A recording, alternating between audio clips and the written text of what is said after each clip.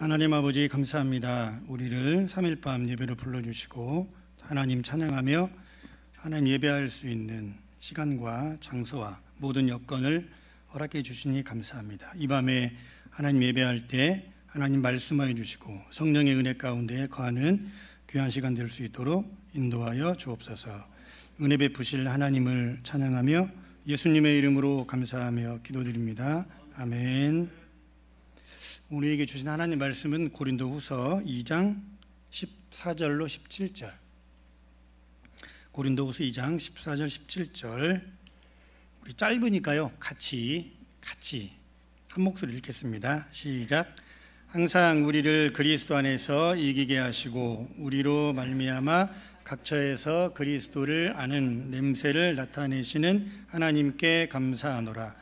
우리는 구원받는 자들에게나 망하는 자들에게나 하나님 앞에서 그리스도의 향기니 이 사람에게는 사망으로부터 사망에 이르는 냄새요 저 사람에게는 생명으로부터 생명에 이르는 냄새라. 누가 이 일을 감당하리요? 우리는 수많은 사람들처럼 하나님의 말씀을 온잡하게 하지 아니하고 곧 순전함으로 하나님께 받은 것 같이 하나님 앞에서와 그리스도 안에서 말하노라. 아멘. 오늘 주어진 본문을 가지고 그리스도의 향기라는 제목으로 말씀의 은혜를 나누겠습니다. 우리 좌우 앞뒤 오신 분들에게 인사하겠습니다. 잘 오셨습니다. 은혜 받읍시다 라고 눈인사라도 이렇게 하도록 하겠습니다. 네, 잘 오셨습니다. 오신 분들 가운데 하나님의 크신 은혜와 축복이 임하는 밤 되기를 간절히 소망합니다. 그리스도의 향기라는 제목으로 오늘 말씀의 은혜를 나누도록 하겠습니다. 향기를 입는다라는 말이 있습니다. 여러분 들어보셨습니까? 카피라이터들이 CF 문구를 만드는 카피라이터들이 쓰는 말 중 하나입니다. 향기를 입는다. 어떤 말일까요? 향수를 뿌리는 것을 말합니다. 향기를 입는다라는 말은 향수 광고에 나오는 카피라이터들이 쓰는 글귀 중 하나입니다. 향수는 오늘을 살아가는 저와 여러분 현대인들에게 있어서 정말 없어서는 안 될 그런 필수품 중에 하나입니다. 대체나 남성들도 많이 하는데 여성분들이 대체나 향수를 더 많이 뿌리는 것 같습니다. 여러분은 향수를 얼마나 자주 사용하십니까? 매번 외출할 때마다 향수를 사용하시는 분도 계시더라고요. 여러분은 어떤 향수를 또 주로 사용하십니까? 향수의 종류도 정말로 굉장히 많더라고요. 제가 오늘 설교를 준비하면서 구글 검색을 해보고 이렇게 했는데 너무나 종류가 많아서 이 지면에 다 담아오지 못했습니다. 대표적으로 향수를 만드는 그런 브랜드를 보니까 퍼퓸, 오드 퍼퓸, 우리 권사님 끄덕이시네요. 저는 처음 들어봤습니다. 설교 준비하면서 이런 브랜드도 있구나. 그 다음에 투알렛, 그 다음에 코롱, 여기까지만 조사했습니다. 더 많은데 모르겠더라고요. 향수가. 이 종류도 정말 많고 굉장히 다양했습니다. 향수의 문외한이라고 해야 될까? 향수를 저는 지금까지 오면서 거의 많아야 한 손가락 아닐 겁니다. 한 손가락. 향수를 뿌려본 적이 거의 한두 번, 두세 번. 향수에 관심 없는 저로서는 정말로 어려운 그런 종목이기도 했습니다. 이런 다양한 많은 향수가 있지만 그런데도 우리 모든 사람이 공감할 만한 내용은 향수 중에도 전통적으로 오랜 시간 동안 전통적으로 꾸준히 많은 사람들에게 사랑을 받아온 제품은 뭐니 해도 아마 장미향수일 것입니다. 장미향수 또는 장미향수에 관련된 그러한 향수는 아마 동서를 막론하고 나이를 많고 적음 막론하고 아마 많은 사람들에게 오랫동안 사랑받아온 그런 제품이 아마 장미향수일 것입니다. 여러분, 장미향수가 어떻게 만들어지는지 혹시 궁금하지 않으세요? 궁금하지 않으셔도 제가 궁금해 하실 것 같아서 제가 조사를 해봤습니다. 장미향수를 만드는데 가장 중요한 거는 장미잎, 장미이파리. 장미잎이 굉장히 중요하다고 합니다. 장미 이파리의 신선도의 상태에 따라서 장미향의 등급이 매겨지고 또 심지어는 소비자에게 팔리는 그렇죠? 우리가 사는 그런 가격도 천차만별이라고 합니다. 이러한 장미잎은 주로 언제 따냐면 환한 대낮 그때 안 따고 우리 새벽 예배 보통 나올 때 곧 해가 뜨기 전 어둑어둑한 상태, 해가 뜨기 전부터 해가 막 뜨고 나서 쨍쨍하기 직전, 그때 장미 잎을 따야만 한다고 합니다. 왜냐하면 새벽 이슬로 촉촉히 머금은 장미 이파리 위에 새벽 이슬이 이렇게 촉촉히 내려앉은 그때 상태, 그때 장미잎을 장미 향수에서는 최고의 상품으로, 최고의 품질로 인정하기 때문에 그때 막 따야 된다고 합니다. 환한 빛이 뜨면, 햇볕이 중천으로 이렇게 올라가기 시작하면 장미 잎에 있는 그 새벽 이슬이 다 마르기 때문에 어떤 장미 향수를 만드는데 품질이 굉장히 떨어진다고 합니다. 이처럼 농부들은 장미 잎을 따는데 주어진 시간이 그리 많지 않습니다. 여러분, 해가 뜰 때와 해가 질 때 보면 순간이죠. 순간입니다. 금방 뜨고 또 금방 집니다. 그래서 사진 찍을 때 보면 빨리 이렇게 잘 찍어야지, 좋은 카메라로 조금 여유 있게 포즈 잡으려다 보면은 해가 금방 떠버리거나 또 금방 지거나 그런 경우가 종종 있습니다. 100% 수작업입니다. 기계로 딸 수 없는 사람의 손길이 가서 그것도 아주 조심스럽게 함부로 이렇게 뚝뚝, 그렇죠? 우리 뭐 깻잎 따듯 가지 따듯 함부로 뚝뚝 따는 게 아니라, 왜냐하면 이 고가의 장미 향수를 만들어야 되기 때문에 아주 조심스럽게 따야 된다라고 합니다. 100% 수작업, 기계가 할 수 없는. 그래서 아무리 많은 양의 장미 이파리, 신선한 하루에 딸 수 있는 양은 굉장히 제한적이고, 그런 장미 잎을 따도 장미 원액으로 나오는 양은 굉장히 적다라고 해요. 엄청난 양의 몇 자루의 장미 잎을 따도 장미 원액으로 나오는 양은 정말로 적다라고 합니다. 현재 가장 좋은 제품으로 평가받고 있는 게 불가리아산 장미 잎을 지금 세계에서 가장 좋은, 가장 신선한 1등급으로 그렇게 평가받고 있다고 합니다. 이렇게 만들어진 향수는 보통 50ml, 75ml, 100ml. 이 향수는 많이 대용량으로 팔지 않더라고요. 조그만 병에 담아서 파는데, 미국 달러를 기준으로 뭐 조사해 보니까 적게는 몇백 불, 많게는 정말로 고급 향수는 몇천 불 가는 그런 향수도 있었습니다. 이렇게 우리 몸에 뿌리는 장미향을 비롯한 여러 가지 향수, 굉장히 많은 향수의 종류가 있는데, 이런 향수는 한번 뿌리면, 외출할 때 집에서 한번 뿌리고 나오면 대략 몇 시간 정도 그 향이 유지된다고 여러분 알고 계십니까? 하루 종일이라고 생각하시는 분 없겠죠. 보통 보니까 평균적으로 한번 향수를 몸에 뿌리고 나오면 6시간에서 8시간, 오래 가지 않더라고요. 6시간에서, 우리 장로님 벌써 이렇게 맡아보시는데 아침에 뿌리고 나오셔서 벌써 끝났습니다. 보통 평균적으로 6시간에서 8시간 정도 이렇게 향이 간다고 합니다. 그래서 지금 현존하는 세계 아무리 고가의 뭐 명품 브랜드, 유명한 회사에서 만든 향수를 할지라도 이 정도의 일정한 시간이 지나면 그 향은 다 사라지고 만다고 합니다. 왜냐하면 사람이 만들었기 때문에. 그런데 사라지지 않는 향기, 영원히 사라지지 않는 향기, 그리고 돈으로도 그 값을 매길 수 없는 향기가 오늘 본문 15절에 나옵니다. 바로 그리스도의 향기입니다. 우리 15절 말씀 같이 한번 읽어보겠습니다. 15절 같이 시작. 우리는 구원받는 자들에게나 망하는 자들에게나 하나님 앞에서 그리스도의 향기니. 아멘. 그렇습니다.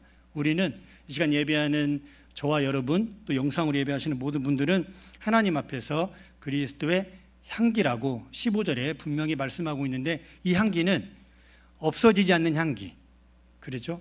그 다음에 그 값을 매길 수 없는, 그 돈으로 환산할 수 없는 그 향기가 바로 그리스도의 향기입니다. 이 시간 예배하는 저와 여러분 모든 분들이 하나님 앞에서 그리스도의 영원한 향기가 되시기를 간절히 소망합니다. 아멘. 그런데 15절을 가만히 이렇게 자세히 들여다보면 이 향기는 구원받은 사람들에게만이 아니라고 말하고 있습니다. 우리는 구원받는 자들에게나 망하는 자들에게 그리스도의 향기라고 합니다. 우리에게 시사하는 바, 이 15절 말씀이 우리에게 주는 의미가 굉장히 무겁고 굉장히 깊게 다가오는 것 같습니다. 구원받는 사람에게나 망하는 사람에게나 우리는 모두가 하나님 앞에서 그리스도의 향기라고 합니다. 왜냐하면 우리는 보통 저만 그럴까요? 여기 앉아서 예배하는 분들은 안 그러실 것 같아요. 보통 일반적으로 구원받은 사람들이 모여있는 이 예배 공동체, 이 신앙 공동체에서만 어쩌면 그리스도의 향기와 같은, 그러죠? 그리스도의 향기와 같은 그런 제스처, 그런 모습, 그런 말, 그런 행동을 하는 경향이 나도 모르게 부지불식간에 있습니다. 무의식 중에. 그런데 오늘 본문에서는 구원받은 사람들에게나 망하는 사람들에게 하나님 앞에서 그리스도의 향기라고 합니다.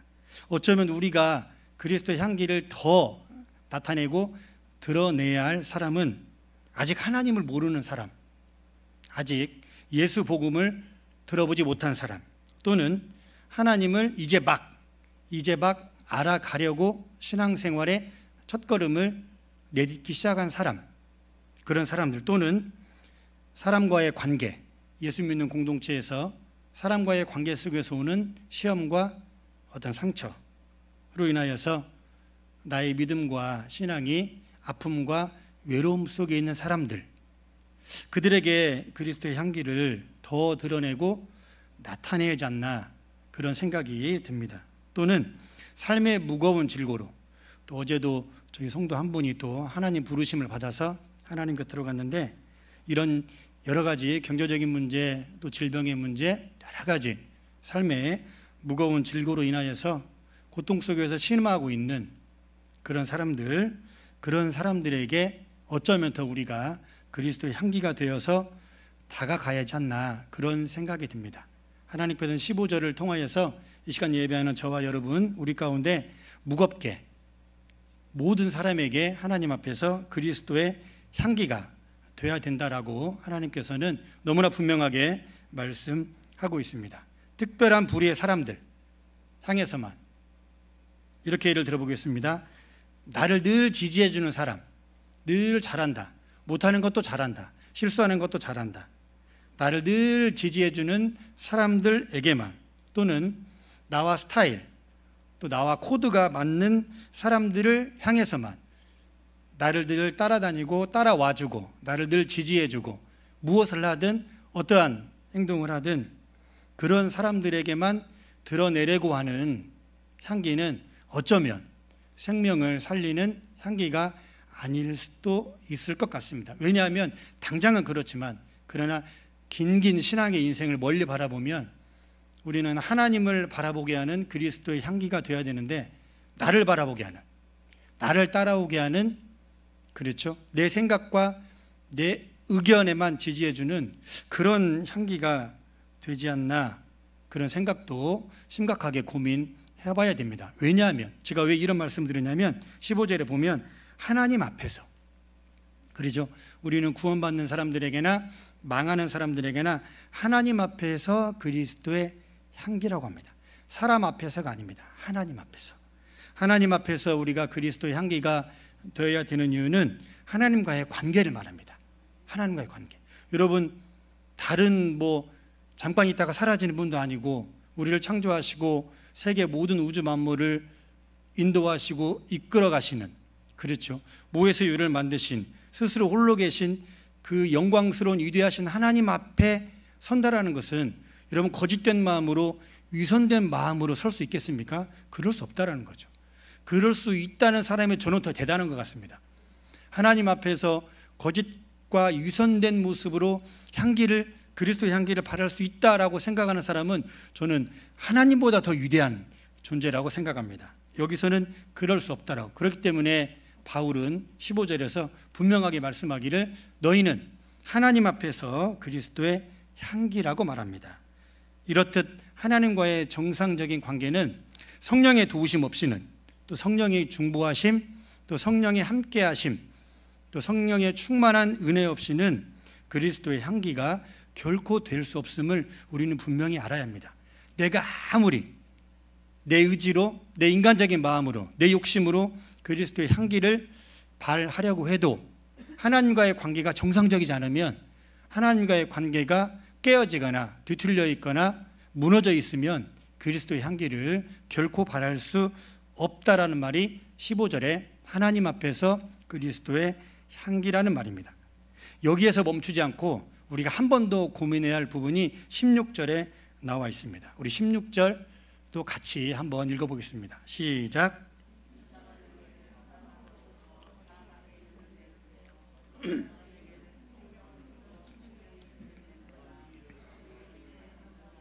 아멘. 15절에 이어서 16절은 또 한 번 우리의 마음을 무겁게 하는, 오늘 수요예배 큰맘 먹고 왔는데 저 목사님 왜 이렇게 부담 주고 마음의 벽돌을 막 2개, 3개, 4개 얻는 그런 설교를 할까가 아니라 이 말씀을 통해서 하나님께서 어떻게 우리에게 말씀하시는지 16절 보면, 이 사람에게는 사망으로부터 사망에 이르는 냄새, 저 사람에게는 생명으로부터 생명에 이르는 냄새라. 누가 이것을 감당하겠느냐 그러죠. 저는 여기 또 한글 번역 성경에 제가 만약에 번역한다면 사망은 냄새라는 표현이 맞을 것 같은데, 생명으로부터 생명에 이르는, 저 같으면 향기라고 할 것 같아요. 왜냐하면 15절에 그리스도의 향기라고 했으니까. 생명을 살리는 것은 냄새보다는 향기가 낫지 않나, 저 같으면 그렇게 번역하지 않았을까 생각합니다. 아무튼 16절 말씀은 이런 겁니다. 동일한 하나님, 한 분 하나님, 삼위로 계신 그 한 분 하나님을 모든 사람이 믿고 예배하는데, 어떻게 어떤 사람에게는, 어떤 사람으로부터는 사망에 이르는 냄새가 나고, 동일한 하나님, 한 분 하나님을 우리가 믿고 신앙하고 예배하는데 어떻게 어떤 사람에게는 생명으로부터 생명에 이르는 향기가 나느냐. 16절이 그 말입니다.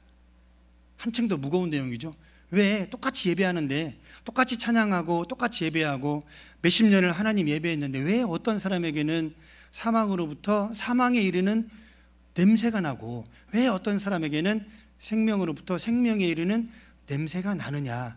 16절은 성도에게 하는 편지입니다. 고린도후서는 바울이 고린도 교회 성도들한테 보내는 편지이지 고린도 교인이 아닌 사람들, 불신자들에게 보내는 편지가 아닙니다. 그렇다면 16절은 똑같이 하나님 예배하는 사람들입니다. 동일하게 하나님 예배하고, 동일하게 에덴교회 다니고, 동일하게 주일 성수하는데, 동일하게 봉사하고 헌신하고 동일하게 직분 맡아서 열심히 하는데 왜 어떤 사람들에게는 사망의 냄새가 나고 왜 어떤 사람들에게는 생명의 향기가 나느냐, 그 말입니다. 이것을 우리가 어떻게 감당하겠느냐, 너네 어찌할 거냐, 도대체 어떻게 감당할 거냐, 하나님 앞에서. 바울은 지금 그런 말을 하고 있는 겁니다. 좀 더 쉽게 우리가 이해되게, 마음에 쏙쏙 들어오게 예를 들면, 어떤 사람을 보면 이런 말입니다. 교회 다니고 싶어요. 누구 보면, 저 사람 보면 야 나도 교회 다니고 싶다, 저 사람 보니까 나도 에덴교회 다니고 싶다, 이런 겁니다. 저 사람 보니까 삶 속에서 예수의 영광의 복음, 예수의 은혜, 야 나도 이왕 신앙생활 할 거 저 사람처럼 저렇게 믿고, 저 사람처럼 예수 믿고, 저 사람처럼 정말로 신앙하고 싶다, 이런 마음을 성령께서 불일 듯하게 우리에게 주신다라는 겁니다. 아마 여기 예배하는 분들도 그런 사람 분명히 있을 것입니다. 어떤 사람 보면 정말로 그분의 신앙 흠모하고 싶어요. 그분의 신앙 닮고 따라가고 싶고, 정말로 조금이라도 한 발자국이라도 그 사람처럼 신앙하고 싶은 마음, 그런 마음을 하나님께서 나에게 주신다는 겁니다. 그래서 더 성경 보게 되고, 더 기도하게 되고, 더 교회 가게 되고, 이게 생명에 이르는 향기입니다. 그런데 반대로 어떤 사람을 보면 교회 다니고 싶은 마음이 들다가도 뚝 떨어진다는 말입니다. 우리는 정말 심각하게 받아들여야 됩니다. 저렇게 신앙생활을 하느니, 저렇게 교회 다니느니 차라리 잠깐 교회를 쉬는 게 낫겠다, 이러한 다짐, 여러분 그래서 되겠습니까? 또 예수 복음은 온데간데 없고, 예수 십자가의 복음은 없고, 자기의 영광과 자기의 유익만, 자기 자신의 인간적인 목적만을 위해서 교회 다니는, 예수의 십자가를 따라가는 게 아니라 예수의 십자가를 이용만 하는 그런 모습, 이 모습을 가리켜서 사망에 이르는 냄새라고 합니다. 그런 말입니다. 16절은. 여러분에게 한번 묻겠습니다. 겉으로 대답하지 마시고 속으로 대답하시기 바랍니다. 여러분은 어떤 사람입니까? 저도 이 설교 묵상하고 준비하면서 제 자신에게 물어봤습니다. 나는 어떠한 목사일까? 여러분은 어떠한 성도입니까? 하나님 앞에 사망으로부터 사망에 이르게 하는, 사망의 냄새가 나게 하는 성도입니까? 아니면 생명으로부터 생명에 이르게 하는, 생명의 향기가 나는 성도입니까? 둘 다 성도입니다. 사망의 냄새를 바라는 사람은 불신자가 아닙니다.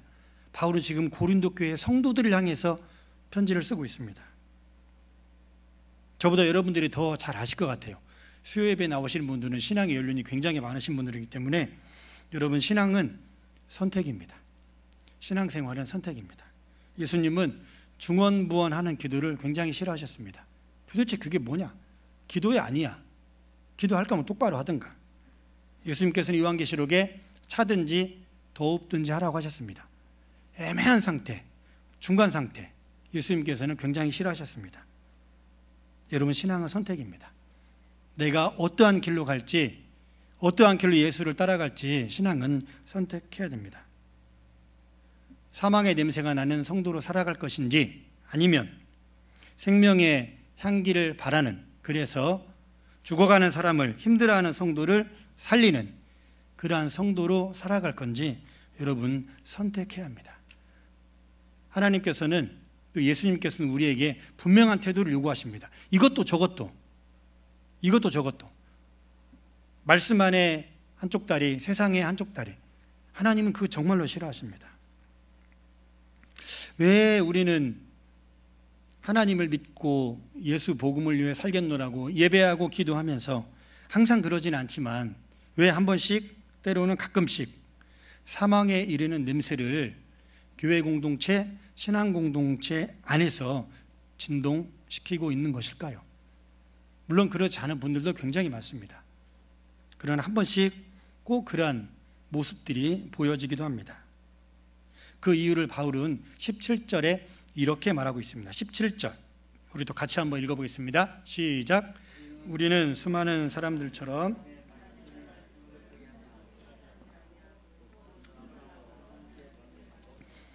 하나님 앞에서와 그리스도 안에서 말하노라. 아멘. 바울은 15절과 16절에 관련된 그 이유를 17절에서 바울은 찾고 있습니다. 왜냐하면 하나님의 말씀을 혼잡하게 한다 그럽니다. 우리는 수많은 사람들처럼 하나님의 말씀을 혼잡하게 아니하고, 고린도 교회 참 문제가 많았던 교회 같아요. 에덴 교회는 참 정말로 하나님이 찾으시는 공동체, 에덴 교회 반만 따라왔으면 좋은데 이 고린도 교회는 여기 보면 우리는 수많은 사람들처럼 많은 사람들이 하나님 말씀을 혼잡하게 한다 그래요. 바울이 진단해 봤을 때, 선교사 바울, 목사 바울이 자신이 세운 고린도 교회를 영적으로 진단해 봤을 때 하나님의 말씀을 혼잡케 하는 사람들이 굉장히 많았다고 합니다. 어디에? 고린도 교회에. 혼잡하게 했다는 말이 무슨 말입니까? 헷갈리게 했다는 말입니다. 헷갈리게 했다는 말. 저게 도대체 하나님 말씀인지 자기 생각인지, 여러분 그 말입니다. 혼잡하게 했다는 말은. 교회에 와서 하나님 말씀을 듣고 하나님 앞에 거룩하게 나가야 되는데 자꾸만 문제를 일으키는 겁니다. 자꾸만 하나님 말씀을 헷갈리게 혼잡하게. 누구만 그랬다고요? 말씀을 받는 성도만? 아닙니다. 고린도 전서 후서를 보면 지도자를 책망하는 구절도 굉장히 많이 나옵니다. 지도자, 미리 어떠한 문제가 발생했을 때 하나님 앞에서 그 문제를 가지고 씨름하지 않고 해결하지 않고 수수방관, 뭐 알아서들 하겠지, 이런 지도자를 고린도 전서에서는 책망합니다. 동일하게 말합니다. 하나님 말씀을 헷갈리게, 어지럽게 하는 리더 또는 따라오는 사람들 모두를 향해서 말하는 겁니다. 그렇기 때문에 늘 하나님 말씀을 헷갈리게, 하나님 말씀을 왔다 갔다 하기 때문에 그 뒤에 말씀 보면 순전함으로 하나님께 받지 않는다는 겁니다. 그렇죠. 하나님 말씀을 늘 혼탁하게 하니까 그들 마음속에는 하나님을 향한 하나님의 은혜를 깨끗한 마음으로, 순전한 마음으로, 순결하고 순수한 마음으로 받지 않는다라는 거죠. 그게 그 말은 같은 겁니다. 하나님 말씀을 혼탁하게, 혼잡하게 하는 사람들은 마음이 순전하지 않으니까, 하나님 앞에 마음이 깨끗하지 않으니까 늘 하나님 말씀을 헷갈려하게 받고 또 그렇게 적용하고 그렇게 다른 사람들한테 전파하고 다닌다라는 거죠. 또 이들은 보면 17절 말씀 보면 하나님 앞에서와 그리스도 안에서 말하노라. 이 말은 무슨 말이냐면 이들은 늘 하나님 앞에 있지 않고 그리스도 안에서 말하기를 싫어한다는 말입니다. 반대로 보시면 됩니다. 하나님 앞에 있기를 싫어합니다. 왜? 순전하지 않으니까. 하나님 앞에 깨끗한 마음이 아니니까 하나님 앞에 거룩하신 하나님, 영원하신 하나님, 홀로 한 분이신 하나님 앞에 서기를 두려워하는 거죠. 아까 15절에 기억나십니까? 너희는 하나님 앞에서 그리스도의 향기니. 그러죠. 이들은 하나님 앞에 서기를 굉장히 싫어합니다. 그리고 그리스도 안에서 말하기를 싫어합니다. 여러분, 그리스도 안에서 말한다면 우리가 늘 비방, 정죄, 책망 이런 말만 할까요? 물론 그 사람의 신앙이 다시 세워지기를 위해서 그 사람의 잘못된 부분을 따끔하게 제거할 수 있죠. 그러나 그리스도 안에서 또 하나님 앞에서 말한다라는 것은 늘 사랑과 용서와 권면입니다. 이렇게 17절에서 나오는 사람들은 어떠한 사람들이냐면 이때 당시 고린도 교회 당시의 상황으로 돌아가서 잠깐 보면 자신들의 사적인 이익, 자신들의 개인적인 어떤 욕망을 위해서 교회 공동체와 하나님 말씀을 빙자해서 팔아먹은 사람들을 말합니다. 고린도 교회 지역은 헬라 지역이기 때문에 그 위에가 바로 또 아덴, 또 아테네, 빌립보, 데살로니가 또 이런 지역이죠. 마게도니아 지방의 수도는 데살로니가, 아가야 지방의 수도는 고린도입니다. 다 이 헬라 지역입니다. 헬라 지역. 그렇죠. 헬라 지역 하면 여러분 철학, 인간의 지성, 헬라 사람들, 헬라 철학의 신과는 인간보다 약간 우월한 존재가 신입니다. 그러나 성경에서 말하는 인간과 신은 하늘과 땅 차이죠. 하나님이 될 수 없는 존재가 인간이죠. 죽을 수밖에 없는 존재. 그러나 고린도 교회가 있었던 이 헬라 지역은 인간도 조금만 노력하면 신이 될 수 있다는 철학과 사상이 바로 고린도 교회가 있었던 지역입니다. 그러니까 여러분 그리스 로마 신화 보십시오. 인간 여자와 신이 결혼해서 아들을 낳고 그러죠. 인간이 조금만 더 능력을 가지면 신이 될 수 있다라는 이런 것을 가르치는 데가 바로 헬라 철학입니다.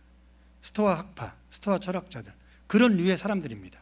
하나님 말씀을 빙자해서 교회는 다니지만 하나님 말씀을 빙자해서 자신의 배를 불렸던, 자신의 사리 사욕을 채웠던 그런 사람들을 가리킵니다. 그런 사람들이 바로 하나님 말씀을 혼탁하게 하고 순전한 마음으로 하나님 말씀을 받지 않았던 사람들입니다. 이들에게는 그렇기 때문에 하나님은 없었습니다. 있어도 이들은 하나님을 하나의 액세서리로, 교회를 하나의 액세서리로 이용했던 그런 사람들이 분명합니다. 그렇기 때문에 이들은 그리스도 안에 있으려고도 하지 않았던 것입니다. 어쩌면 이 모습은 우리에게도 마찬가지일 수도 있습니다.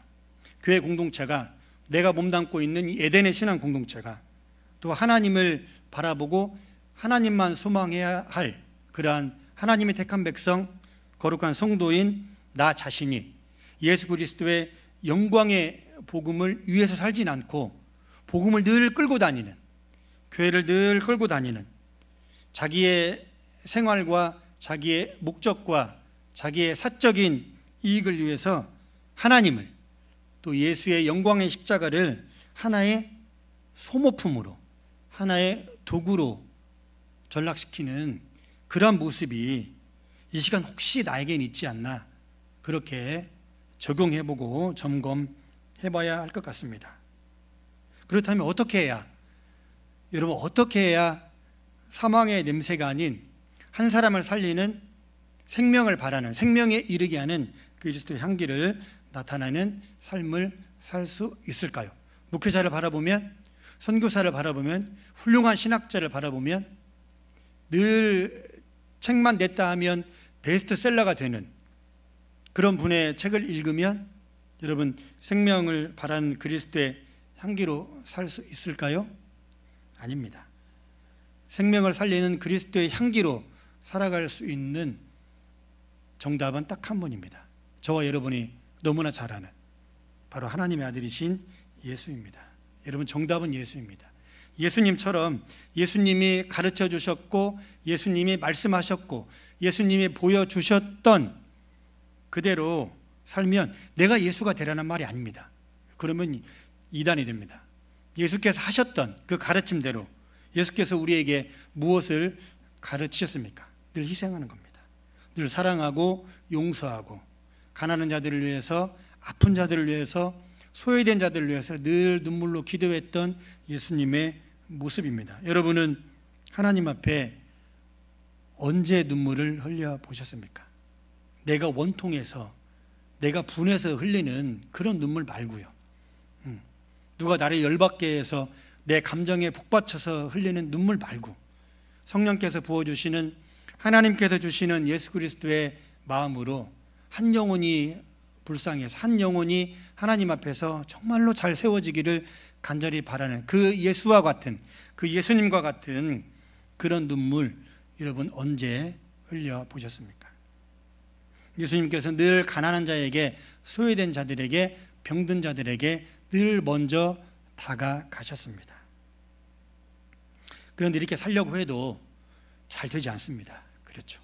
이제 설교하는 저도 마찬가지입니다. 왜 그럴까요? 여전히 우리 가운데는 죄로 향하고자 하는 그런 죄의 본성, 죄의 근성이 여전히 남아있기 때문에 그렇습니다. 이런 말들을 다른 말로 바꿔 말하면 이기적인 자아입니다. 나밖에 모르는 내 중심, 그렇죠. 내 생각, 내 판단, 내 말은 무조건 다 옳아요. 그러나 누가 나에게 충원해주는, 충고해주는 말은 늘 잘못된 겁니다. 늘 짜증납니다. 또 여전히 그렇게 오랫동안 신앙생활하고 기도하고 여러 가지 각종 훈련받고 말씀 읽지만 여전히 아직까지 더디게 변화되는 나의 인격, 나의 성품들, 그런 것들이 여전히 내 발목을 잡습니다. 예수를 흠모하고 싶은데, 예수를 따라가고 싶은데, 나도 한 사람을 살리는 그리스도의 향기, 생명의 향기를 바라는 그러한 성도로 살아가고 싶은데 여전히 내 못난 자아가 아직도 변화되지 못한 그런 성품과 인격이 나를 붙잡고 나를 올가매고 있다는 겁니다. 그렇기 때문에 우리는 늘 성령의 도우심을 구해야 합니다. 성령의 은혜와 성령의 기름 부으심과 성령의 충만한 은혜가 없는 신앙은, 여러분 지리산 다 가보셨죠? 장터목 산장에서 천왕봉으로 가는 길에 고사목 지대가 있습니다. 그렇죠. 생명이 없고 시커멓게 다 말라 죽은 앙상한 나무들이 서 있습니다. 그런 신앙으로 전락할 수가 있습니다. 성령의 은혜가 없으면. 간신간신히 하루하루 우리는 늘 성령의 충만함, 성령의 은혜를 구해야 합니다. 그래야 우리 안에 그리스도의 향기, 없어지지 않는 그리스도의 향기, 다른 말로 바꿔 말하면 좀 촌티내게 말씀드리면 예수 냄새, 우리 가운데 예수 냄새가 참 나면 좋겠습니다. 에덴교회 갔더니 예수 그리스도의 향기, 복음의 향기가 너무나 가득하더라. 사람의 냄새가 아니라 비판하고 판단하고 정죄하고 편을 가르는 그러한 냄새가 아니라 그리스도의 향기, 예수 냄새가 너무나 가득하더라. 그런 교회, 그러한 가정, 그러한 성도가 되면 참 좋겠습니다. 이제 많은 분들이 백신을 맞고 그래서 코로나도 이제 얼마 가지 않아 끝날 것 같습니다. 그러면 코로나 이전처럼 모든 신앙의 생활이, 사역들이 회복될 텐데 그때에는 정말로 그리스도의 향기를 바라는, 저 사람 때문에 못 가겠어 이게 아니라 저 사람 때문에 더 에덴교회 다니고 싶다, 저분처럼 나도 신앙생활하고 싶다, 이런 그리스도의 향기, 이런 예수 냄새가 나는 에덴교회, 그리고 여러분들의 삶, 여러분들의 가정이 되시기를 우리 주님의 이름으로 진심으로 축원합니다. 아멘. 기도하겠습니다.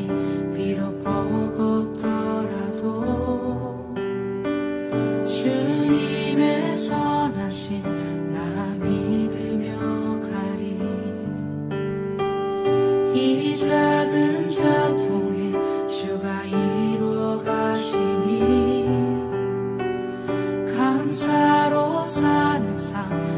살기